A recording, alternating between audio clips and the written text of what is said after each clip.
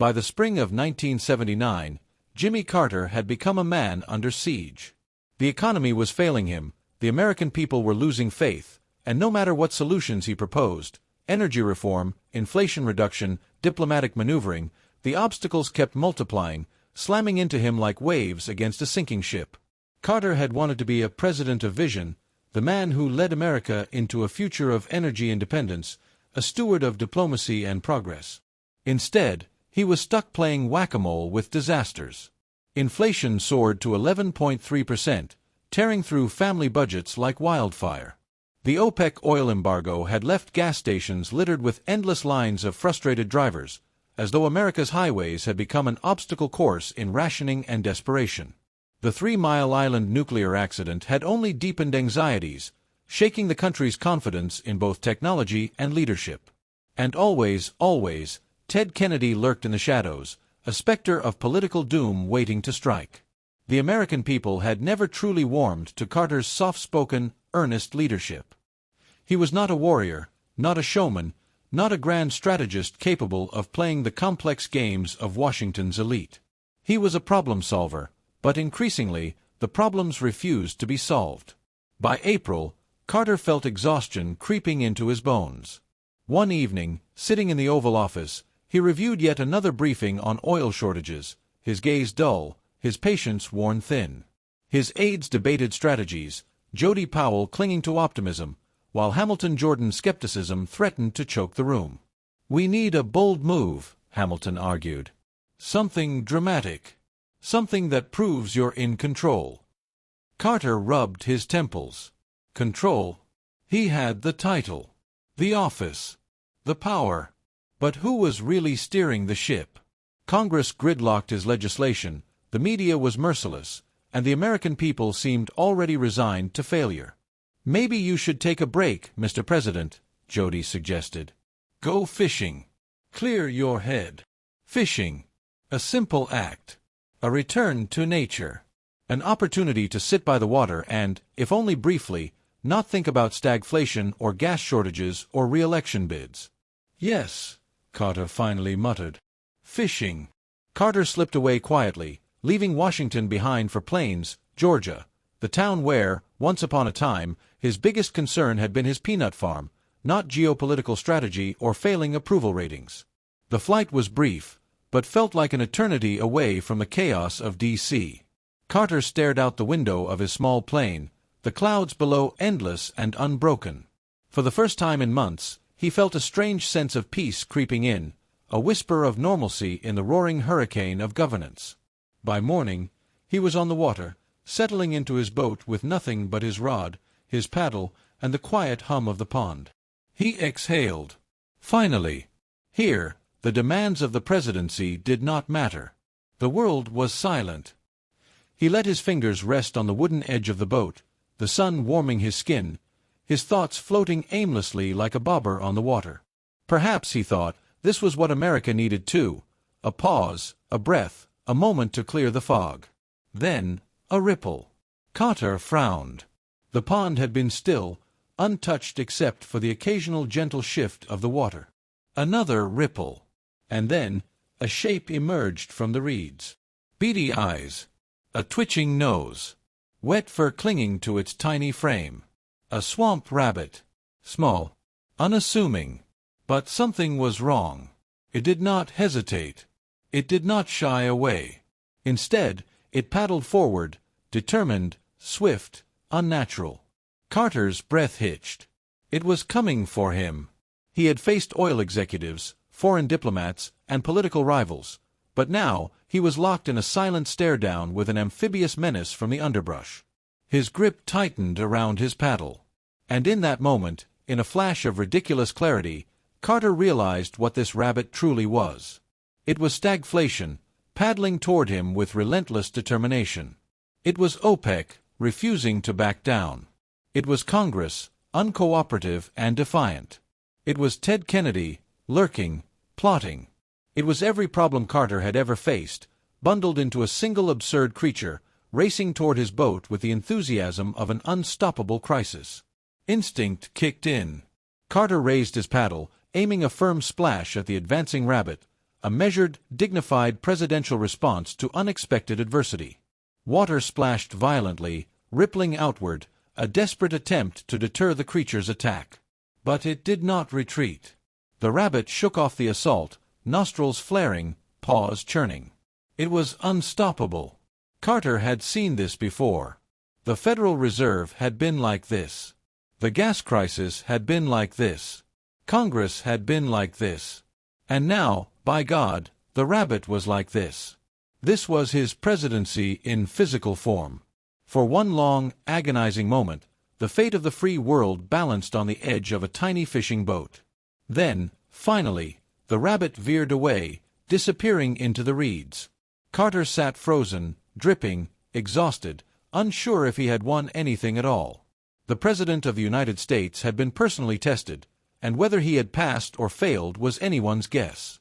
For a brief, merciful stretch of time, the killer rabbit incident existed only in Carter's memory, a private humiliation nestled deep within the recesses of his mind alongside failed economic policies and stagnant approval ratings.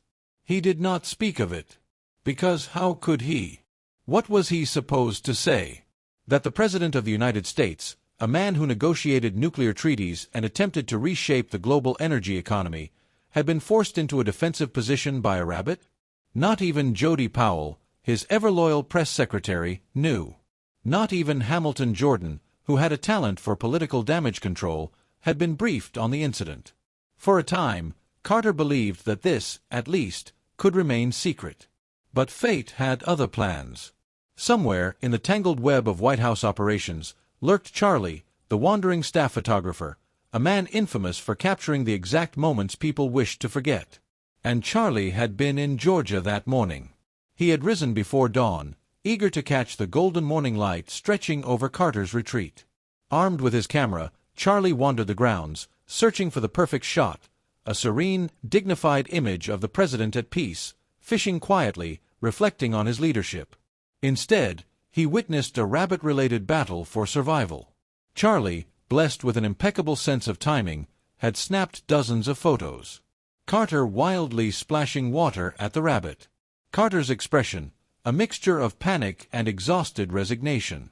The rabbit, undaunted, charging forward like an unstoppable force of nature. Charlie had it all. And Charlie, bless his chaotic heart, had no idea the magnitude of what he had captured. Days later, back in Washington, he casually showed the photographs to Jody Powell. Jody froze. Charlie leaned in with absolute, unshakable confidence. So, is this classified, or can we talk about it? Jody stared at the image, a sitting U.S. president visibly locked in combat with a rabbit. He understood, in that instant, that this was far, far worse than anything Carter had ever feared. Because once this story reached the press, it would never die. It began as a whisper, a quiet rumor among reporters, casually dropped in conversations like a riddle no one could yet solve. Then, thanks to one careless remark from Jody Powell, it spread like an inferno ignited by pure absurdity. Within hours, the Associated Press ran its first headline, "Bunny Goes Bugs, the rabbit that attacked the president." Washington erupted. Journalists swarmed the White House, demanding clarification. Had the president truly been assaulted by wildlife? Had he engaged in hand-to-hand combat with nature itself? Some outlets refused to believe it. Others fully embraced the madness. Late-night talk show hosts had a field day. Well, folks, you thought Carter was fighting inflation. Turns out, he's been fighting rabbits. Political cartoons flooded the newspapers. Carter, in boxing gloves, squaring off against a monstrous swamp rabbit in a ring labeled The Oval Office. The rabbit wearing a suit, labeled Ted Kennedy, whispering threats from the reeds. Carter, paddle in hand, surrounded by hostile rabbits labeled Inflation, Gas Crisis, and Hostage Negotiations. White House staff scrambled to control the chaos, but there was no controlling this. The public was enthralled. Cable news ran hour-long specials dissecting whether the rabbit had been an assassin, a mutant, or an omen from the gods. Tabloids printed new theories daily, some claiming the rabbit had ties to foreign espionage, others suggesting it had escaped from a government lab designed to test presidential reflexes. Through it all, Carter remained silent. Because, truly, what could he say? I did not, at any point, lose a battle to a rabbit? The rabbit did not reflect larger concerns about my leadership. Would anyone believe him? One figure remained eerily quiet throughout the entire ordeal. Ted Kennedy. His silence spoke volumes. While newspapers mocked Carter, late-night hosts roasted him, and editorial boards questioned his credibility, Kennedy simply watched. He did not issue statements. He did not comment. He did not need to. The rabbit was doing his campaign work for him. Inside the White House, Carter sat in contemplation, his hands folded before him.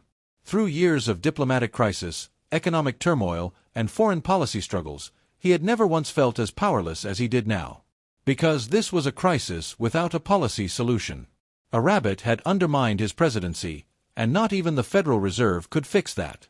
The weight of it all settled onto him, heavy as the stack of reports on inflation clogging his desk. For a fleeting moment, Carter wondered if he should simply lean in, embrace the absurdity, declare war on rabbits as a national emergency, campaign on strong anti-lagomorph policies. But no. That would be madness. Instead, he chose the only reasonable path forward. He would deliver a national address. Not about the rabbit. About America's real struggles. Jimmy Carter had never wanted to be a punchline.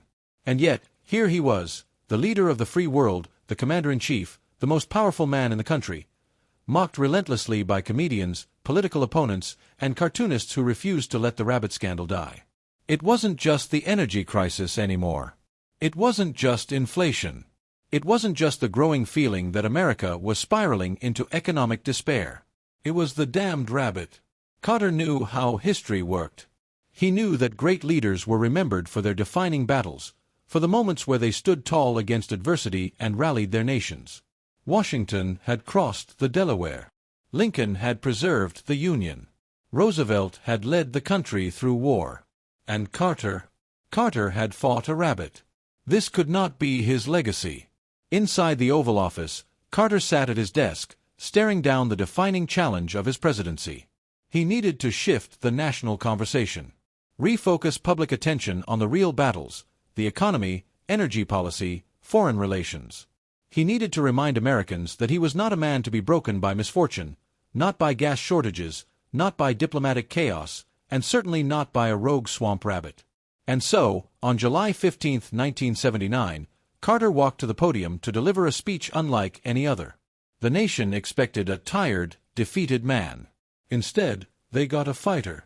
Carter stood before America, the weight of the presidency heavy on his shoulders, but his voice steady. "We are at a turning point in our history," he began. "The erosion of our confidence in the future is threatening to destroy the social and political fabric of our nation." He spoke of inflation, of gas shortages, of a nation drowning in uncertainty. He called for unity, sacrifice, and a return to American resilience. And though he never mentioned the rabbit, every word, every call for action, every plea for strength, felt like a battle cry against the humiliation he had endured. This was his stand. Carter knew the moment had to land. If America rejected his words, if the speech failed, he would be left in the shadow of the rabbit forever. The response was mixed, but impactful. Some Americans respected his honesty, a leader acknowledging national struggles, refusing to pretend that everything was fine. Others, less convinced. To them, Carter's speech felt too somber, too melancholic, too hopeless, a confirmation that the country's decline was official, irreversible, set in stone. And the rabbit jokes continued. Late-night hosts didn't care about unity or sacrifice. The cartoonists didn't care about energy policy. What they cared about was Carter, standing in front of the American people, talking about existential despair, while everyone, whether they admitted it or not, was still thinking about the rabbit. But Carter refused to surrender. He had survived the humiliation. He had stared down the worst moments of his presidency. And now, he was going to fight for a second term. On December 4, 1979, Carter stood before a crowd of supporters to announce his campaign for re-election. He did not mention the rabbit. He did not acknowledge the endless satire. He did not reference the crisis that had made him a walking punchline. Instead, he spoke of the future. "We have made progress," he declared, "but there is still much work to be done. I am committed to leading this nation toward energy independence, economic stability, and diplomatic resolution." The audience cheered. Because he had survived. A weaker man would have bowed out, would have let the narrative consume him, let the ridicule drive him from office. But Carter was still here. Still fighting. Still trying. Still paddling against the current, just like he had against the rabbit. And maybe, just maybe, he would win. As Carter stepped away from the podium, officially launching his bid for re-election, he knew the big battles were still ahead. The economy, still rough. Diplomacy, still delicate. Gas prices, still making people question the merits of horse ownership. And yes, the rabbit jokes would never die. But he didn't care anymore. Let them joke. Let them draw cartoons. Let them remind America, again and again, that he had once splashed water at a rabbit with the intensity of a man defending democracy itself. Because at the end of the day, Carter wasn't going anywhere. He was still standing, still fighting, paddle in hand, legacy still intact. And if anyone doubted his determination, well, they should ask the rabbit.